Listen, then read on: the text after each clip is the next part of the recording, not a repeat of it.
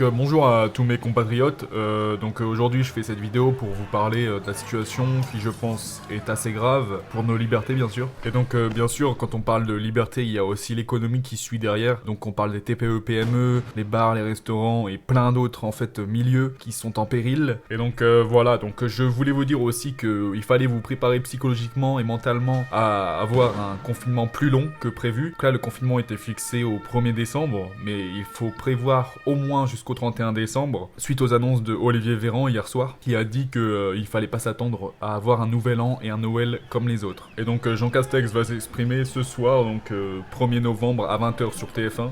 Il va sûrement annoncer la fermeture de certains rayons dans des supermarchés, notamment les livres, tout ça. Plein d'autres pays ne sont pas confinés actuellement. J'ai vu aux États-Unis, au Brésil, dans plusieurs pays, ils ont fait Halloween hier soir par exemple. Il n'y avait pas de histoire de couvre-feu, je sais pas. Alors soit ils ne sont pas confinés, soit les civils se bougent et font de la désobéissance civile. Je n'en ai strictement aucune idée. Mais ce qui nous importe, nous, c'est la situation en Europe, notamment en France. D'ailleurs, j'aimerais en profiter pour répondre à certains commentaires qui appellent à la violence. La violence ne résoudra rien du tout, d'accord? Si vous connaissez l'histoire de France, vous savez probablement que la Révolution française s'est faite dans un bain de sang et cela n'a rien changé. Regardez la situation aujourd'hui, d'accord? Au lieu de casser tout dans la rue, de mettre le feu, d'agresser les policiers, vous devriez agir plus intelligemment. Si vous voulez agir, faites de la désobéissance civile, par exemple. Je ne sais pas. C'est des choses beaucoup plus... C'est une révolution pacifique. Vous vivez votre vie normalement, recevez des amendes, vous ne payez pas. C'est beaucoup plus intelligent que d'aller casser, d'aller frapper des policiers, d'agresser des gens, de casser des vitrines. Ça ne sert à rien du tout. Vous le voyez dans ce qui s'est passé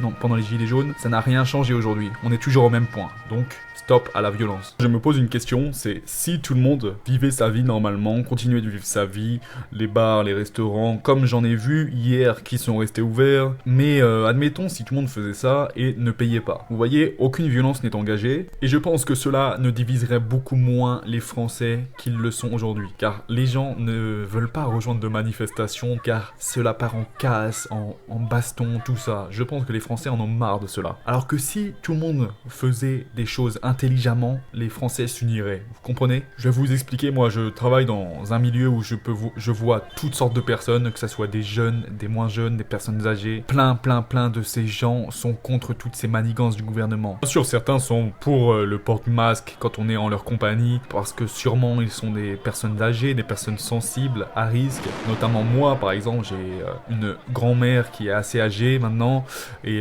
donc quand je suis en sa présence, je mets le masque, bien sûr. Faut faire preuve de bon sens. Mais quand je suis dans la rue tout seul, pourquoi je porterai un masque? Vous voyez, vous comprenez ce que je veux dire? Je pense que la plupart des Français sont d'accord avec ce point de vue qui est tout à fait logique et beaucoup plus logique que ce que le gouvernement nous pond depuis maintenant plusieurs semaines.